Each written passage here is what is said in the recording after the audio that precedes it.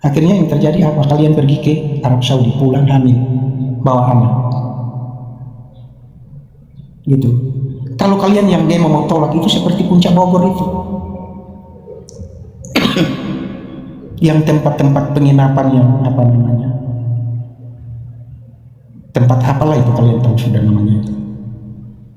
Itu yang harus kalian demo rame-rame untuk tutup barang itu.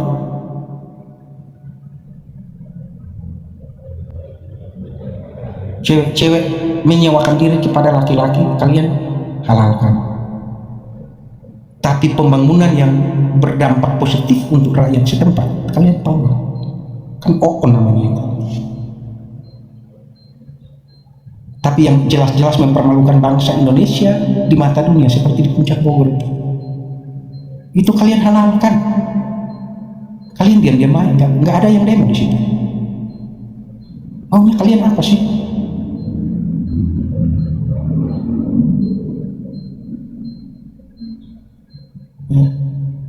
Nah ini yang kacaunya orang, saya jujur saja ya, yang kacaunya orang Islam itu seperti itu.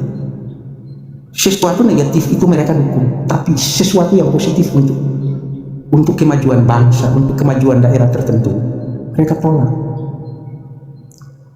Tapi hal yang apa namanya, menurunkan derajat anak bangsa, mempermalukan derajat anak bangsa, mereka dukung. Seperti wisata apa itu, wisata kawin muta di Puncak Bogor itu kan nggak ada yang demo itu jelas nggak ada yang demo kok. Malah itu pun kalian dapat duit loh. Ojek antar naik gunung turun gunung, pesanan dari laki-laki itu hidung belang itu, kalian kan yang antar jemput, kalian pun dapat duit. Apalagi rumah sakit, apalagi kampus, apalagi wisata. Itu 3 lapangan pekerjaan yang seharusnya kalian bisa bekerja di situ. Ya. Gitu. Oke. Jadi memang teman-teman itu harus jeli ya, mana yang memang harus tetap dilanjutkan pembangunannya sama yang tidak dilanjutkan, seperti itu teman-teman ya. Wisata itu bikin maksiat. Mbak Yuli dandan gini kelihatan cantik banget kembali. Mulai. Tolong ya, yang Kristen kelakuannya jangan kayak Mamat ya. Ya, jadi apa namanya ya, sebenarnya saya kenapa tiba-tiba speak up, karena tadi pagi saya baru baca beritanya dan ternyata sampai akhir Januari ternyata memang akhirnya di close pembangunan itu tanpa izin muslimin. Nah ini ada muslimin nih, muslimin aco. Nah coba ya kita dengar narasi dia. Teman-teman boleh bantu nggak tap layarnya dikencengin sama diposting ulang yuk. Ya, jadi pemerintah itu Kristen ajaran iblis. Oh, gitu ya. Kamu bilang ajaran iblis tapi kok banyak yang selamat, gimana sih kamu ini? Oke. Iya, akibat. Saya izin satu lagu ya, teman-teman bantu tap layar, posting ulang, nanti kita lanjutkan lagi ya. Ini saya ada punya video lucu nih buat kalian nih. Saya minta tanggapan kalian dulu teman-teman. Cek guys, saya minta tanggapan kalian dulu ya guys ya, mengenai video yang akan saya putar ini ya. Tolong satu kata buat video yang akan saya putarkan ini saudara-saudara. Ya. Coba kalian tanggapi video yang akan saya Dedi, coba kamu lihat ini Dedi, lihat ini Dedi.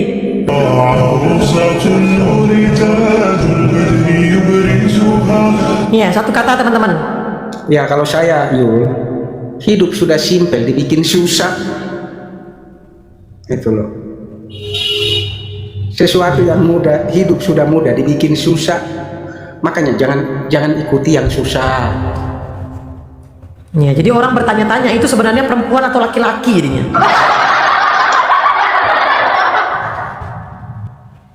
Oke, satu lagu buat kita yang ada di room ini. Nanti jangan lupa ke gereja ya, karena saya kebetulan gerejanya sore, makanya saya nge-live gitu ya. Iya, hidup sudah gampang dibikin ribet ya teman-teman ya. Jadi jangan pernah menyalahkan ajarannya gitu, karena emang kalian yang ribet gitu loh. Oke, satu lagu buat kita semua yang ada di room ini ya. Shalom Bang Sayib. Yesus sujud, Kristen joget-joget. Ya minimal kita nggak benturin kepala kita di batu. Bantu tap layar dan posting ulangnya ya teman-teman ya.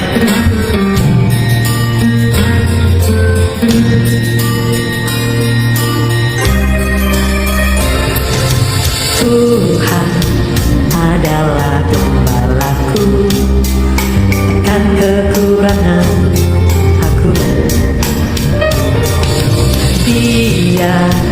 memberikan aku di padang yang berumput hijau. Dia membimbingku ke air yang tenang, dia menyegarkan jiwaku. Dia menuntutku ke air yang benar, oleh karena namanya.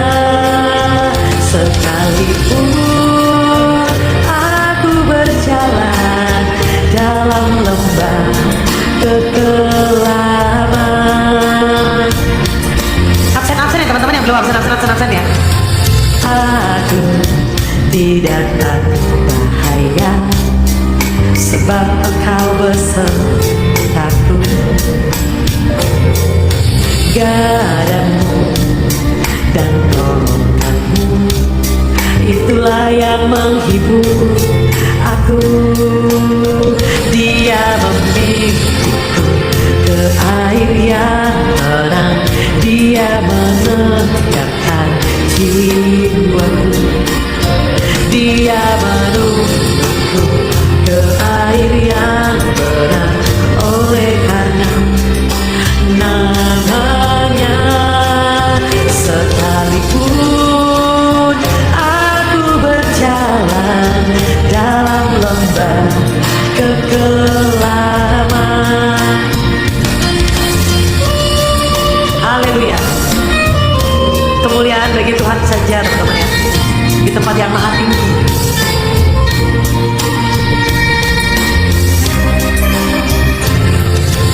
Aku tidak akan bahaya. Naik sini Said. Sebab Engkau besertaku. Gadamu dan tongkatmu, itulah yang menghibur aku. Dia membimbingku ke air yang tenang, dia menyegarkan jiwaku. Dia menuntutku ke jalan yang benar, oleh karena namanya.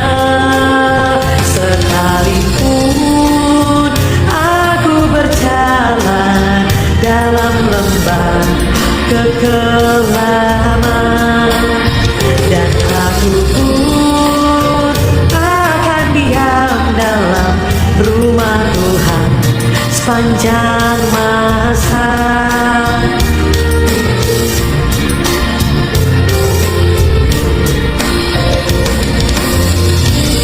Yeay. Mungkin Pak Daromes ada yang mau disampaikan lagi? Oh iya, saya jelaskan ya. Jadi begini ya teman-teman ya. Jadi biasanya demo itu biasanya mereka tanya pemiliknya apa oten atau utrim. Jadi kalau mereka oten ya pasti mereka akan demo. Jadi ya begitulah. Jangankan itu Holy Land itu. Ya produk-produk Israel aja yang ada di supermarket mereka pergi demo. Padahal itu makanan, padahal kebutuhan orang itu. Tapi mereka pergi demo. Ya begitulah. Jadi teman-teman, saya percaya bahwa kalau memang itu piti-piti yang beredar yang sekarang di TikTok itu, ya bagaimana bendera Israel itu mereka kibar-kibar sendiri, para santri-santri ya, para ustadz itu, ya memberikan narasi bahwa kita Islam itu kita damai ya, dan mereka bilang kami tidak membenci semua bangsa. Ya kita percaya 2030 saya baru buat itu terjadi itu 2030 itu Indonesia sudah mayoritas Kristen. Saya percaya setiap bulan, setiap hari, setiap minggu banyak orang akan bertobat ya. Dari suami pertama bertobat, dia ajak istri, anak.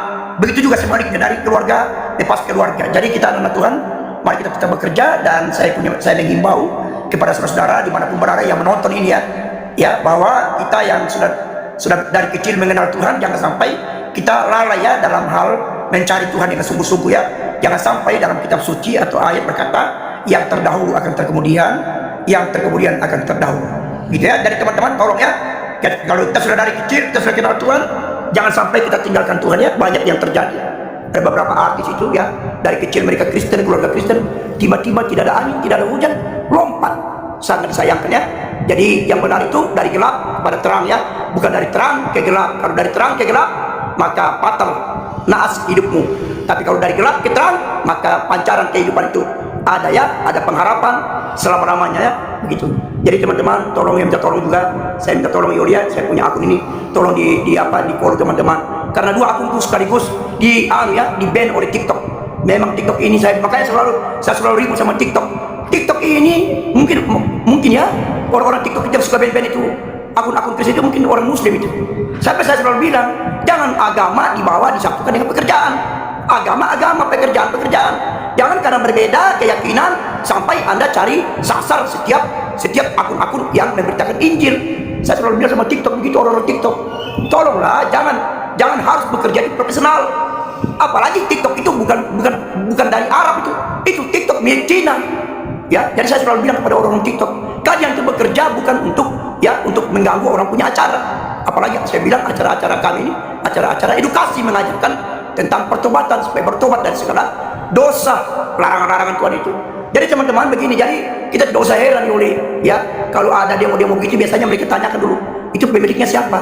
Kalau pemilik hotel sudah jelas, pasti mereka carikan jalan lah, mereka sasar gereja, sekolah-sekolah Kristen, mereka sasar semua itu. Pokoknya panti-panti asuhan yang mau bangun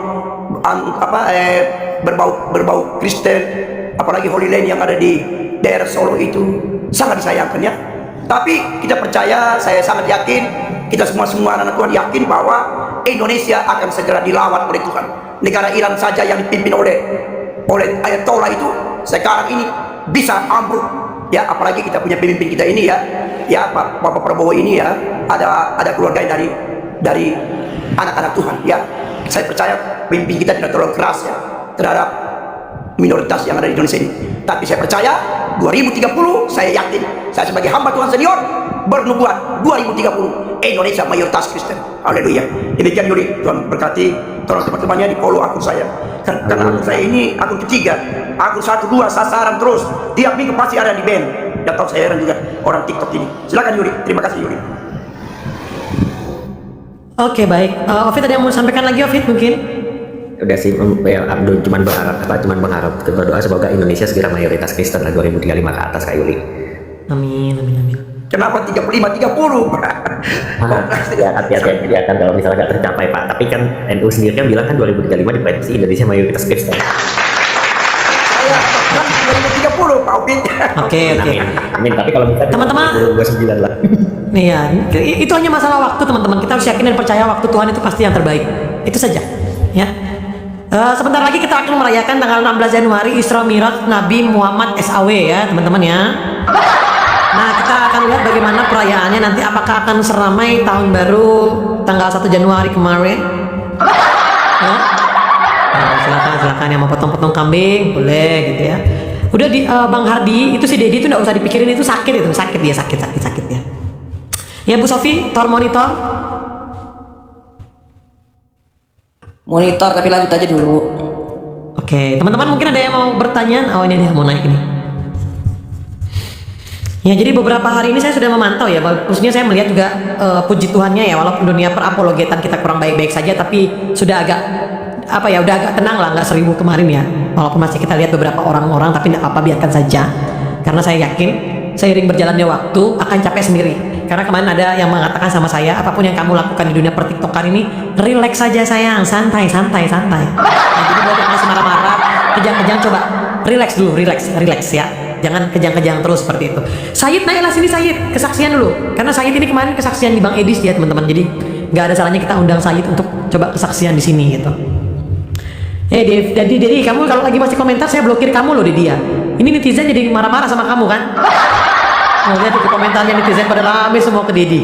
Udah teman-teman jangan dibiarin si Dedi itu sebenarnya mau makan babi, cuma dia malu makan babi. Dedi saya mau nyampein, naikin Said. Oke, Said naik dia, puji Tuhan. Teman-teman yang belum follow di follow yuk, yang belum absen ya. Shalom, selamat pagi Bang Said. Ya, shalom Kak Yuli. Kok jaringanku masih hitam ya di sini? Shalom Bu Sofi, Kak Saifuddin Nabi. Suaraku ada? Ada. Oh, di akhir aku ampun ngeloading ya. Shalom Bang Roti. Coba turun lagi Said, turun ke. Sekarang udah ada, cuma kamu yang ngeliat nggak? Enggak, udah aman. Ya. Oke, next lanjut. Oke teman-teman, ini Said kemarin dia sempat kesaksian di tempatnya Bang Edis. Mungkin kalian sempat nggak nonton waktu dia kesaksian ya, tapi memang waktu kesaksian dia nggak open cam ya teman-teman. Jadi kita juga di sini nggak usah maksain open cam. Said mungkin mau memberitakan kesaksian kebenaran nama Tuhan, silakan. Boleh, waktu dan tempat dipersilakan. Saya kasih waktu 30 menit atau 20 menit untuk kesaksian, ya Bapak, silakan Said. Terima kasih ya. Kenapa Pada Romes? Sebentar, Pada Romes ada apa? Enggak, saya ketawa saja. Kenapa? Lucu-lucu yang dia siapa ini? Tulis-tulis. Oh ya, udah Pak. Saya izin mute ya Pak ya, biar ini. Silakan, Dedi.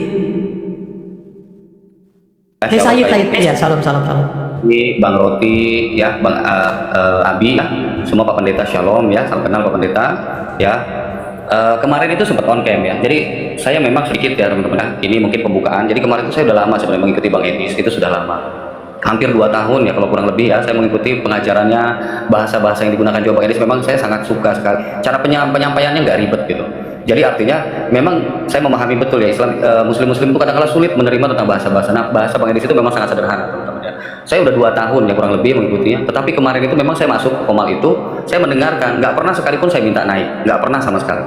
Tapi kemarin itu saya masuk ke situ, kemudian saya udah keluar, saya sudah keluar teman-teman. Tapi saya nggak tahu ya, ada dorongan saya untuk masuk lagi, kamu masuk lagi. Saya bilang, apa sudah siap gitu kan? Saya akhirnya masuk lagi, saya ambil berdoa ya, saya berdoa, Tuhan kalau memang kamu memakai saya silahkan Tuhan, saya siap. Nah akhirnya saya minta permintaan itu sangat mudah ya teman-teman.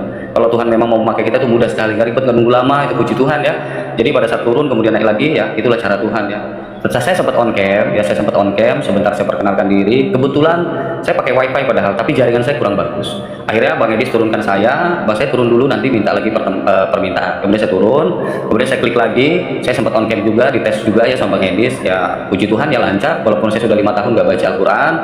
Akhirnya saya izin Bang Edis, saya bilang saya mau off cam ya, saya bilang karena memang jaringan saya belum bagus. Nah memang saya didorong untuk kesaksian, jadi nggak apa-apa, saya bilang nggak kemana-mana, saya kesaksian aja dalam hati. Bang Edis saya minta izin buat kesaksian.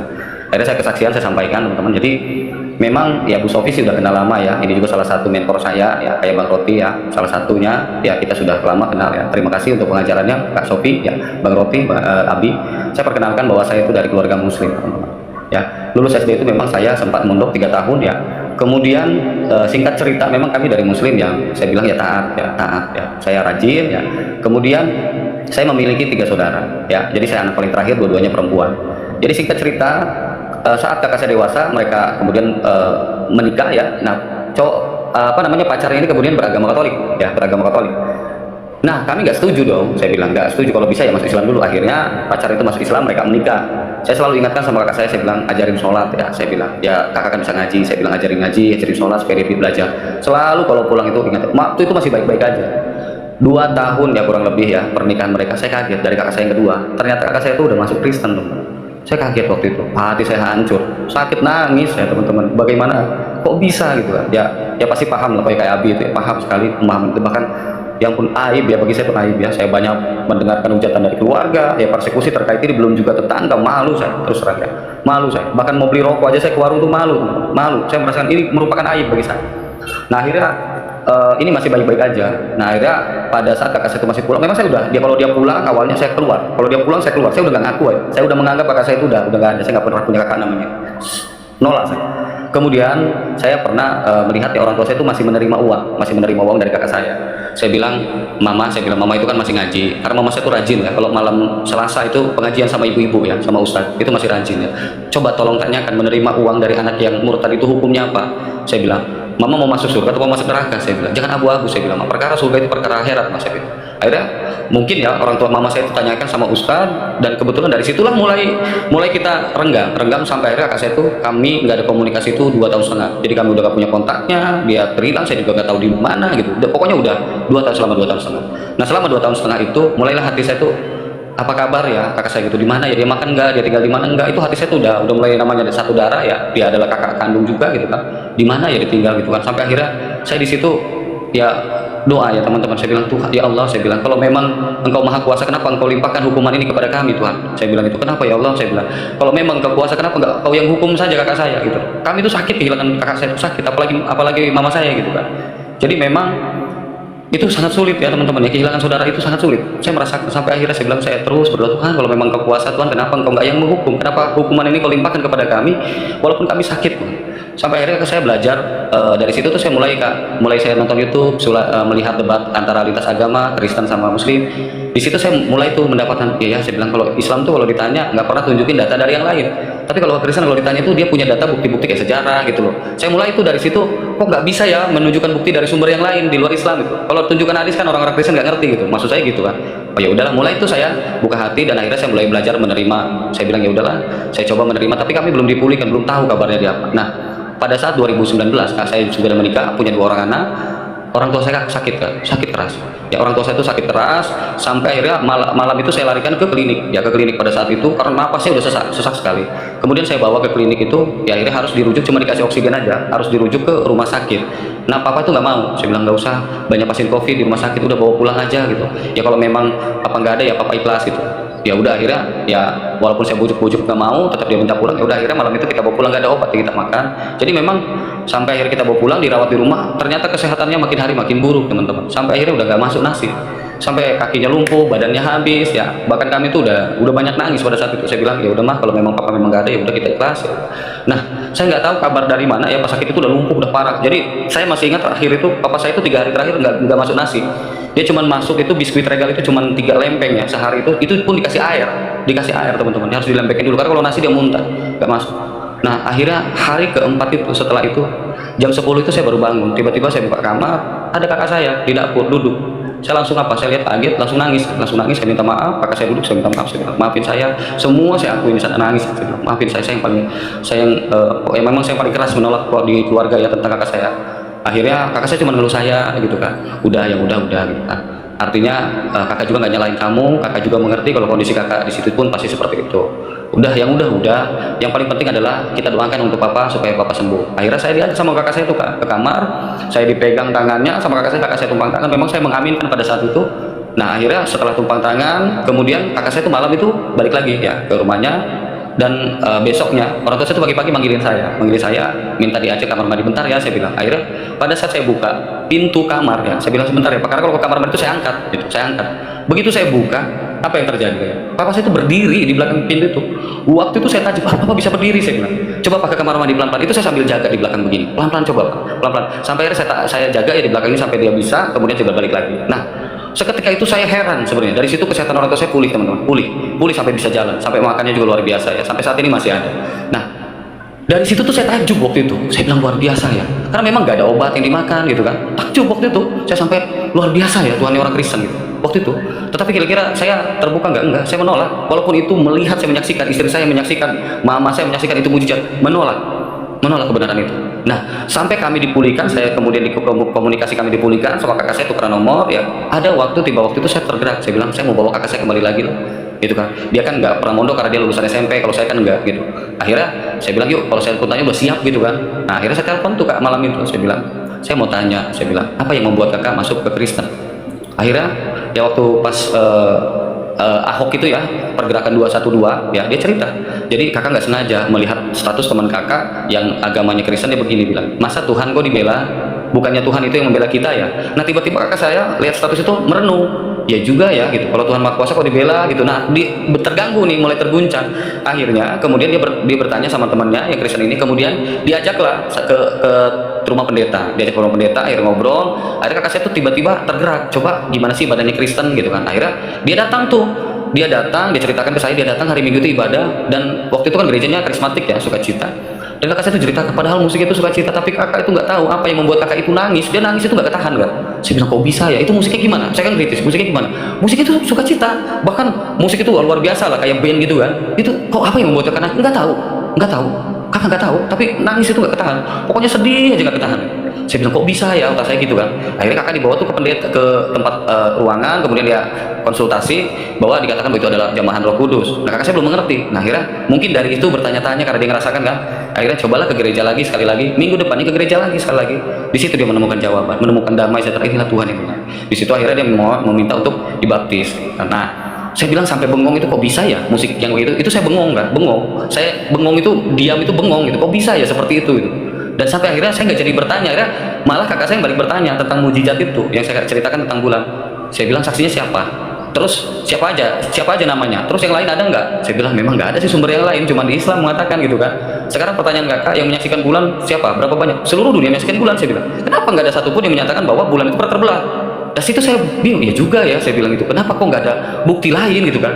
Nah, kemudian saya merenung aja dari pertanyaan itu ya, apa nggak tahu. Nah dari situ saya nggak bisa jawab kan, saya nggak bisa jawab sampai akhirnya kemudian saya coba gali lagi, saya cari tentang Islam itu, saya menemukan, karena memang saya jujur ya teman-teman, itu saya nilai bahasa Arab itu saya 5 teman-teman, jadi saya kurang paham ya tentang bahasa Arab itu 5 saya, dari kelas 1 ya saya bilang kelas 1 madrasah sampai kelas 3 nilai bahasa Arab itu 5, jadi saya kurang memahami, tapi kalau hafalan memang saya banyak sekali hafal. Nah akhirnya begitu saya mencari, kaget saya menemukan tentang bagaimana Nabi Muhammad menikah gitu ya, kemudian tentang turunnya wahyu ya, tentang mut'ah ya, tentang At-Taubah 29, kok begini, kok maksa gitu kan, kok begini gitu, itu saya kok bisa gak sih diterima gitu kan, secara kemanusiaan saya, wah deh saya gak juga menolak gitu secara pribadi, kok begini ya saya bilang gitu. Setelah saya menemukan itu, katanya dulu mulia gitu kan menikah, pada saat saya lihat umur mereka ternyata luar biasanya cuman ke Khadijah aja yang umurnya Nabi di bawahnya ya, di cuma 40 tahun, baru Nabi 25 tahun. Selepas itu jadi umur Nabi yang paling tua ya, yang lainnya umur 19, ada yang 25. Saya juga sempat kaget, yang bahkan salah satunya 6 tahun ya, 9 tahun. Saya juga sempat kaget, kok begini ya saya bilang. Saya menolak. Akhirnya di situ saya ragu kan. Dari turun wahyu Bukhari 03 saya ragu. Ini benar gak ya? Di situ saya udah 2,5 bulan tuh nggak sholat. Ragu jujur saya ragu. Jadi ateis saya. Jadi kekristen enggak, Islamnya saya udah gak bersolat, istri saya ngajak sholat aja, saya udah ragu, udah terguncang saya. Orang tua saya sholat, saya doang yang enggak selama 2,5 bulan itu, saya udah gak ngaji, gak sholat, jujur saya gak. Kemudian di situ saya terganggu, saya bilang kok saya kayak gak punya Tuhan ya, buat percaya Yesus Tuhan, masa Tuhan manusia, Tuhan aja mentong gitu, gimana membela saya, dia aja mentong gitu kan. Sampai akhirnya situ saya bingung, sampai saya telepon sama kakak saya bilang, malam itu saya telepon, saya bilang kok saya jadi begini ya, saya udah gak percaya lagi keyakinan saya lama, tapi saya juga buat percaya kepada Yesus ini Tuhan, masa saya percaya menyembah Tuhan gitu kan. Apa yang kakak saya katakan? Berdoa sama kakak juga seperti itu dulu, berdoa. Jadi anggap kamu sekarang sedang tidak punya Tuhan dan mencari Tuhan yang benar, berdoa. Semua agama mengaku punya Tuhan, tetapi Tuhannya berbeda, tetapi Tuhan itu cuma satu. Iya juga saya bilang, tak cari Tuhan itu siapa yang benar, berdoa. Akhirnya saya lakukan kan, jam 2 itu saya kemudian berdoa, saya gelar sajadah, saya sila, kemudian saya bilang, Tuhan ya Allah, ya Tuhan, saya bilang gitu, kalau itu saya udah Tuhan, saya bilang kalau memang agama Islam ini agama yang kau ridhoi Tuhan, bahwa saya kembali yakin bahwa ini adalah agama yang benar, karena waktu itu saya ragu, tetapi kalau memang ini bukan Tuhan, tunjukkan saya siapa Tuhan yang benar, itu doa saya. Nah setelah itu kemudian saya nangis, saya waktu itu nangis pengen tahu, karena saya udah kayak gak punya agama gitu, kayak gak punya Tuhan.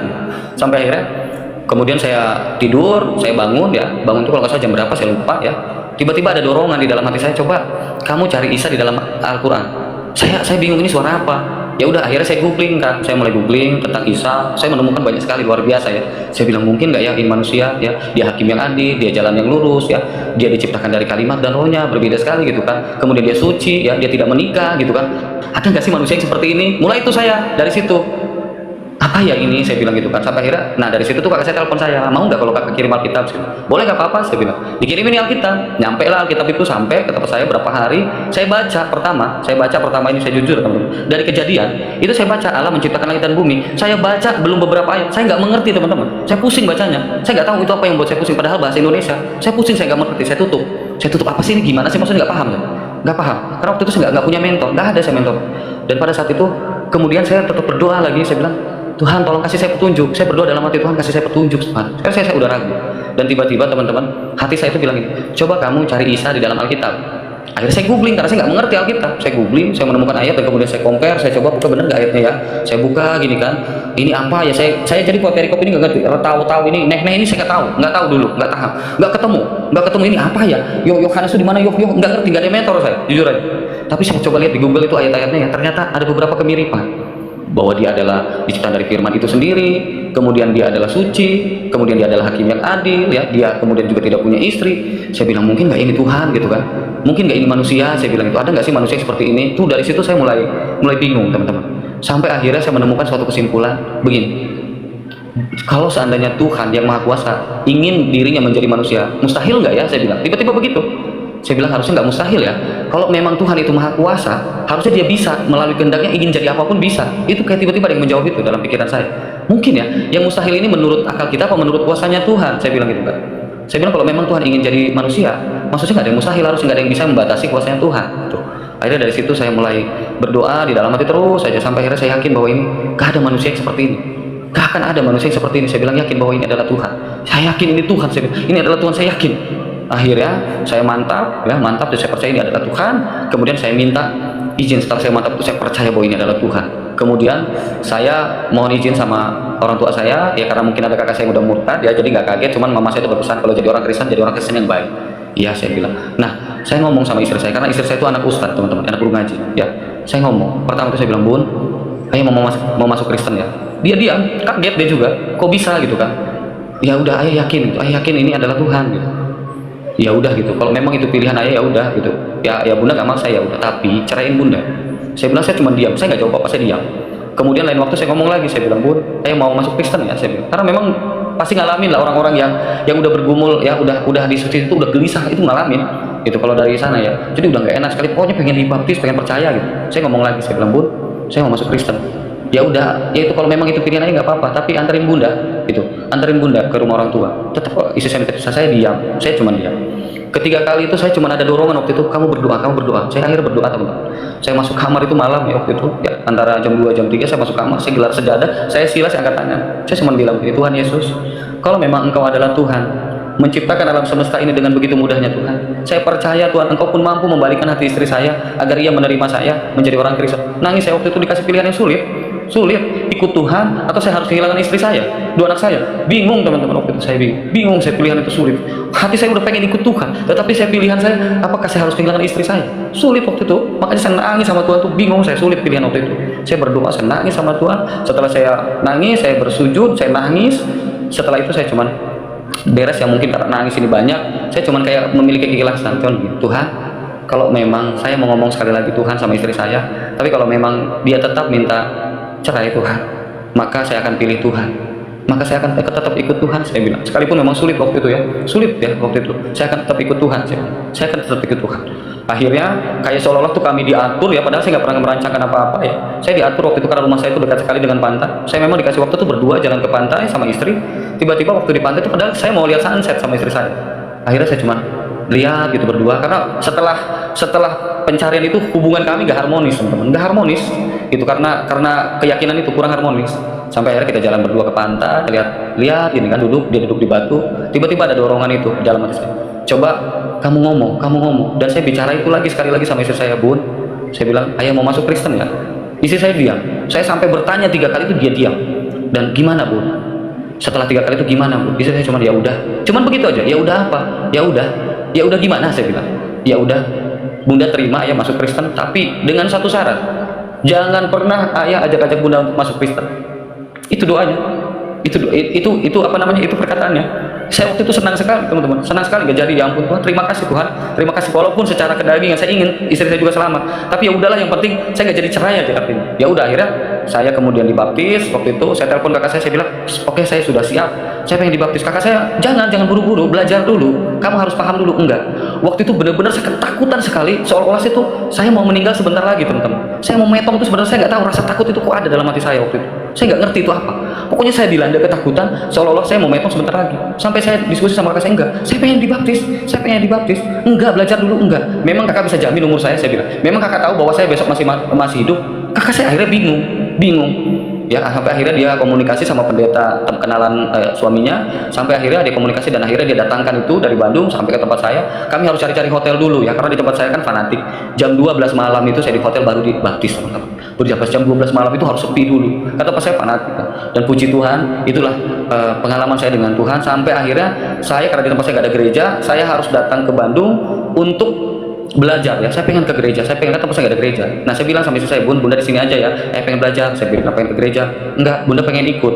Sampai akhirnya istri saya tuh pengen ikut, bawa anaknya kecil, karena anak saya yang gede kan memang SMP. Akhirnya kami 1 tahun itu di tempat pendeta beda agama, 1 tahun beda agama. Sholat, saya suruh sholat, saya nggak pernah ngincilin istri saya, nggak pernah, karena saya terikat komitmen, teman-teman. Jadi 1 tahun itu saya waktunya sholat, saya suruh sholat. Kalau malam Jumat itu ngaji, saya suruh ngaji. Bunda ngaji, Bun, ngaji. Tapi apa yang saya lakukan, teman-teman?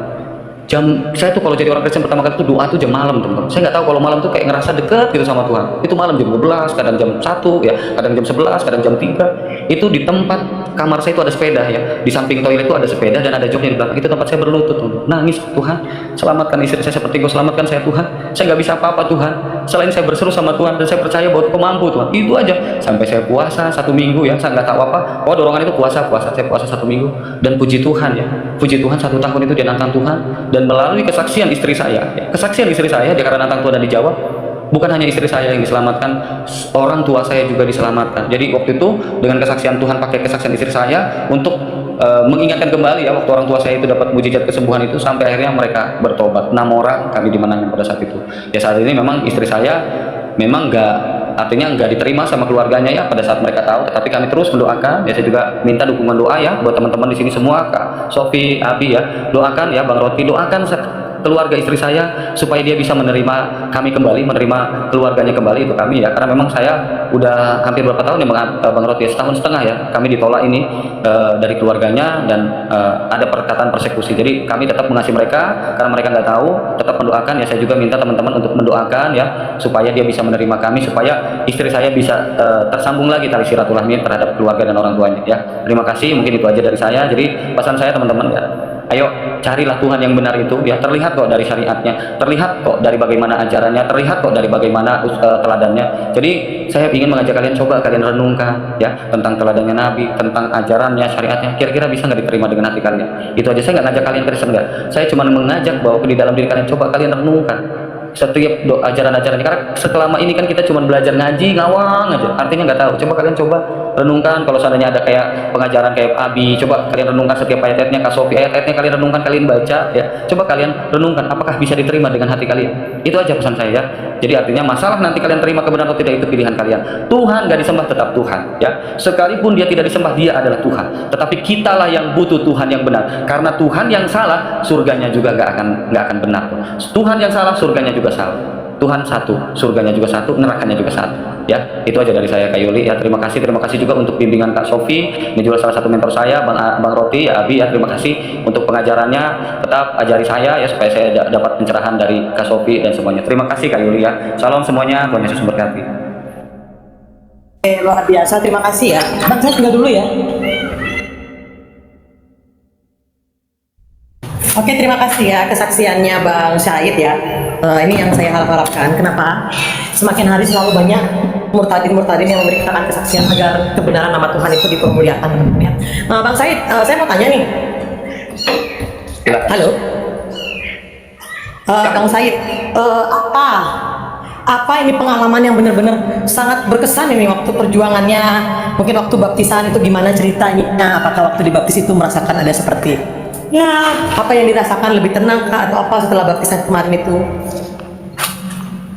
Jadi tentang baptisan ya, yang pertama memang saya dulu pernah didoktrin ya, orang Kristen itu kalau jadi sukanya dibaptis kemudian diminum air, dari situ dia lupa baca Al-Quran, nggak bisa baca lagi. Itu pernah saya alami dengan sendiri dari Ustaz saja.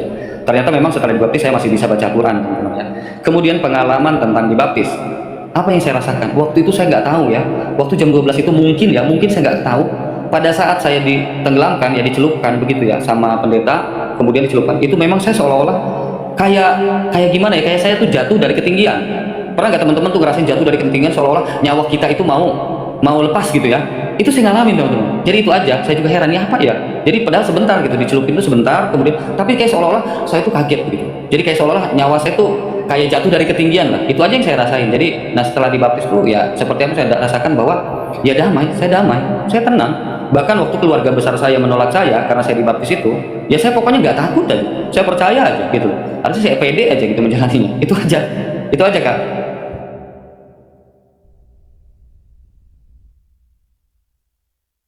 Kak Yuli kayaknya di mute ya. Oke, cek. Iya, saya Kedengeran kah? Suara saya ada nggak tadi? Ya, ada. Ya, lanjut. Oke, ya inilah teman-teman yang saya harapkan ya. Teman-teman harus tahun berapa jadinya dibaptis kemarin Kak? Saya sorry. Saya 5 tahun ya, udah. Ya, udah 5 tahun yang lalu ya. Dabling ya, 5 tahun yang lalu, baru 4 tahun. Ya. Berarti satu keluarga itu semua sudah dibaptis ya? Ya, keluarga saya yang terakhir, saya yang kedua ya, baru 1 tahun karena pada saat dia sakit kanker serviks ya, sampai dia meninggal ya, pas dia koma terakhir itu ya, hari Kamis itu dia meninggal, disitulah dia terima Yesus. Ya memang sekarang kakak saya yang kedua ini sudah meninggal teman-teman, tapi pada saat akhir sebelum dia meninggal itu memang minta didoakan, karena waktu itu kan kakak saya mendampingi kan pada saat itu di rumah sakit, tapi dia minta didoakan dalam nama Tuhan Yesus. Dari keluarga saya, dari keturunan ya saya ya, dari mama, papa, kakak saya semua sudah bertobat. Puji Tuhan. Puji Tuhan. Ya. Memang betul ya. Berarti penggenapan firman Tuhan itu ada ya. 1 jiwa terselamatkan, seisi rumah pun terselamatkan. Kemuliaan bagi nama Tuhan Yesus saja. Ya mungkin Ovid ada yang mau disampaikan atau apa? Pak Roti Hidup, Pada Romes. Buat mengucapkan selamat ya Pak, saya udah terima Tuhan Yesus. Semangat ya, semoga iman Anda bertumbuh bersama keluarga. Dampak juga bagi lingkungan sekitar. Bagus itu, aku suka kesaksiannya. Amin. Oke, saya tambahkan satu kata ya. Jadi kita berdoa ya buat negeri kita supaya Indonesia dirawat oleh Tuhan, banyak jiwa datang bertobat, kemudian Tuhan di Indonesia ya, Panji Kristus dikibarkan, dinyalakan di negeri ini. Dan saya percaya kalau Indonesia sudah mayoritas Kristen, saya percaya Indonesia tidak akan pernah ada keributan atau kerusuhan yang maha dahsyat itu ya. Jadi kalau terjadi ya, kalau banyak orang percaya nanti Indonesia sudah dirawat oleh Tuhan, maka saya percaya negeri kita tidak akan terjadi banyak kriminal ya, atau kekacauan sana sini ya. Begitu teman-teman, kita berdoa buat negeri kita. Mari kita tetap beritakan Injil. Saya sebagai hamba Tuhan pengkhotbah di TikTok, dan teman-teman yang lain, tim Sofiato, saya Pudin, Ibu Ade Yuli, Bapak Obi, Roti Hidup, dan Said ya, selalu beradvokat beritakan Injil ya dengan benar ya, jangan sampai kita terkontaminasi ya dengan keadaan dunia, sehingga kita membawa Injil yang lain ya. Kita tetap berpegang pada ketetapan firman Allah ya, karena kalau kita membelokkan firman Allah dengan sengaja, maka sangat bahaya ya. Maka kita akan mendapatkan status ya terkutuk ya. Jangan sampai Tuhan memberikan kita status atau gelar terkutuk kita karena kita bawa Injil. Jadi kita tetap berpedoman dengan ya lembaga Alkitab kita yang kita percaya ya. Jadi kalau ada orang bilang penerimaan LA itu salah, jangan kita terlalu ya. Kita harus bijak dalam hal itu, karena saya percaya para penerjemah yang ada di LA itu dalam gedung kantor gedung ya, atau pembuatan Alkitab di mana itu LA itu, saya percaya di situ ada malaikat, ada penjaga Tuhan ya, ada penjaga. Tidak mungkin ya ada roh setan bisa masuk di situ untuk mengacau balaukan ya ayat-ayat yang kita percaya ini ya teman-teman. Jadi teman-teman ya, mari kita beritakan firman Allah dengan benar, tegak lurus ya. Jadi tidak terkontaminasi, tidak kita coba-coba memutarbalikkan ya. Tidak sedikit banyak apologet kita, teman-teman kita ya, yang sudah memutarbalikkan kebenaran firman Allah ya. Saya sebagai hamba Tuhan, saya tidak terlalu penting itu doktrin dengan dogma atau organisasi atau gereja. Yang penting berdasarkan kebenaran, kita berpusat sentral kita kepada firman Allah, yaitu perkataan Tuhan melalui firman Allah. Begitu teman-teman ya, puji Tuhan ya. Saya minta bantu, tolong Yuli disampaikan teman-teman, supaya akun ketiga saya ini bisa di follow teman-teman, karena akun 1, 2 selalu sasaran dari tiap minggu. Salah satu pasti di ban terus saya. Tidak ada hari tiada minggu tanpa ban. Jadi ada tuh akun ketiga ini ban serepnya ya. Terima kasih. Shalom. Luar biasa. Said. Abi. Maju terus.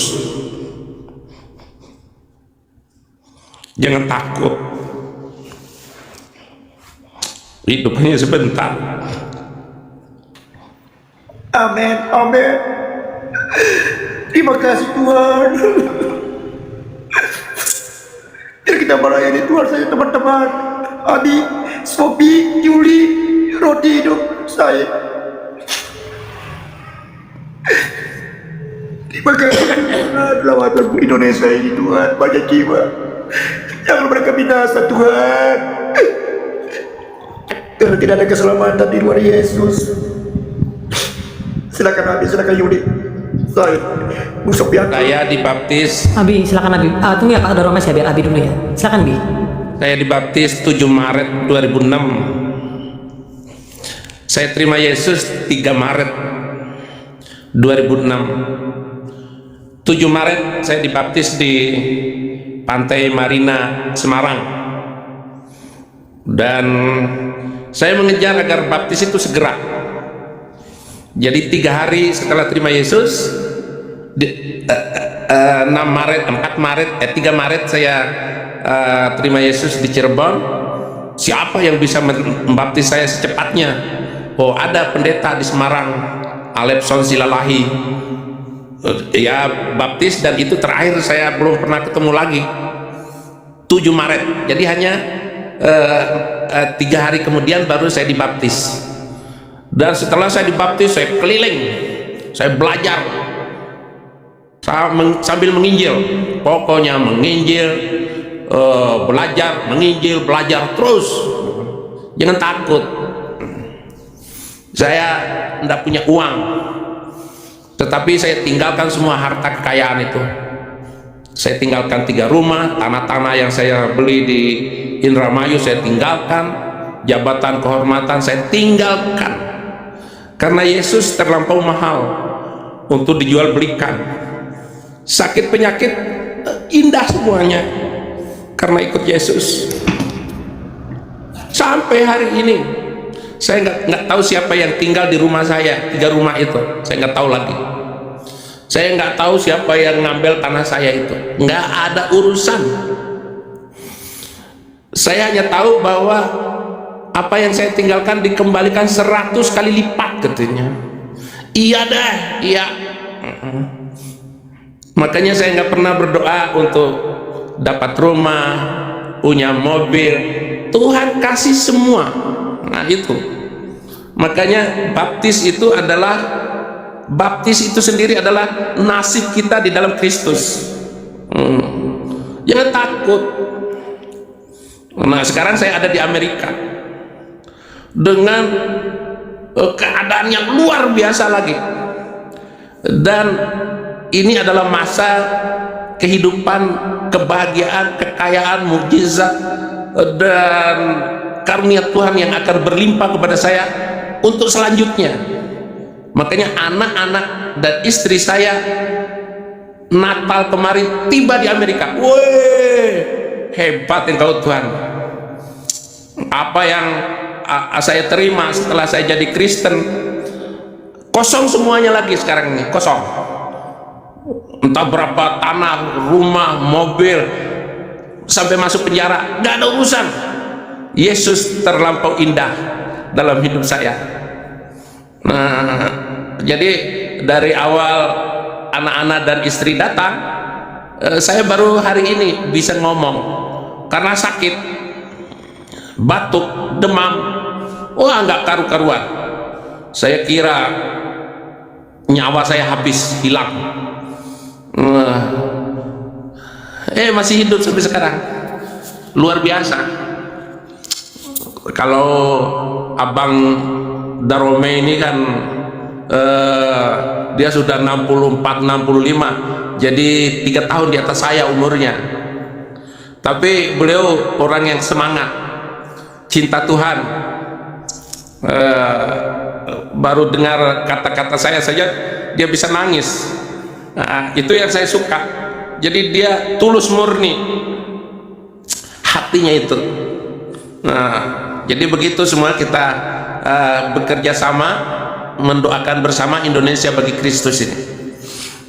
Apapun talentamu, pokoknya jangan ribut, apalagi menghina sesama hamba Tuhan. Jangan ada yang ribut lagi masalah doktrin yang terlalu dicari-cari. Bagaimana kita memenangkan gereja-gereja sama denominasi besar di Indonesia ini? Jangan ribut masalah gerejamu. Lihat jemaat masjid, pindahkan menjadi jemaat gereja. Jangan lagi entah apalah kita mau ngomong. Nggak enak kalau biar Pak Darome aja yang ngomong. Tapi kita sama-sama membangun Indonesia bagi Kristus ke depan dengan bertungkus lumus, gandeng tangan. Indonesia bagi Kristus. Seluruh dunia kita kerjakan, dimanapun kita berada. Kita sedang bersama-sama bermain orkestra. Segala apapun kita bisa jadikan alat musik. Ember bocor pakai untuk kendang, panci tutup panci, yang nggak punya gitar, pakai apa saja, yang penting kita sama-samakan satu irama Indonesia bagi Kristus. Apapun keadaanmu, bagaimanapun keadaanmu, hidup ini terlampau singkat. Tuhan Yesus segera datang, dan dia belum datang kalau seluruh bangsa belum mendengar nama Yesus. Terima kasih. Terima kasih, kesaksian kamu luar biasa, Said. Luar biasa, Pak Said. Mirip-mirip. Luar biasa, Abi. Lanjut, Bi. Silakan teman-teman, mungkin yang mau lanjutin silakan, boleh. Ya, silakan.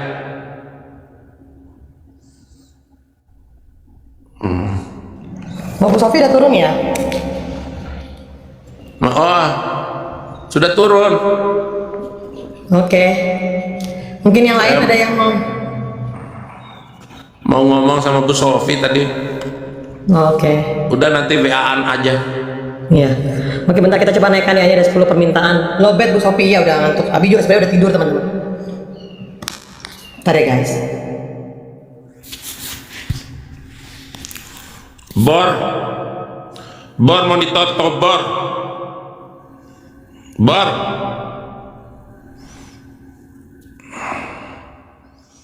Siapa Bor?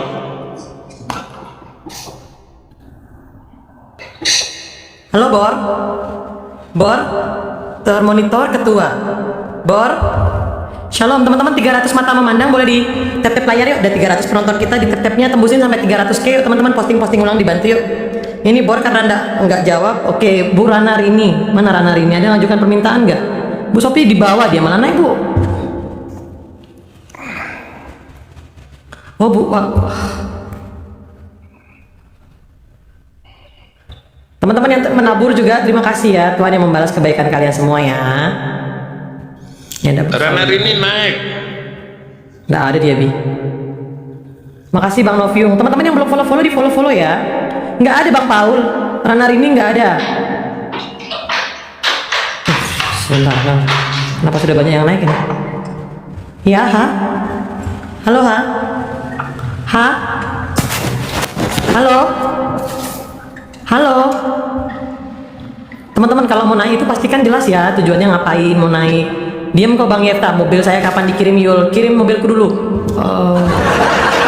Iya Bang Ha? Oke, saya turunkan karena tidak ada yang jawab, saya turunkan ya. Bang Glenn, silakan Glenn. Glenn. Oke, saya izin turunkan ya. Bang Paul nggak ada, Rini Rene nggak ada Kak Rininya.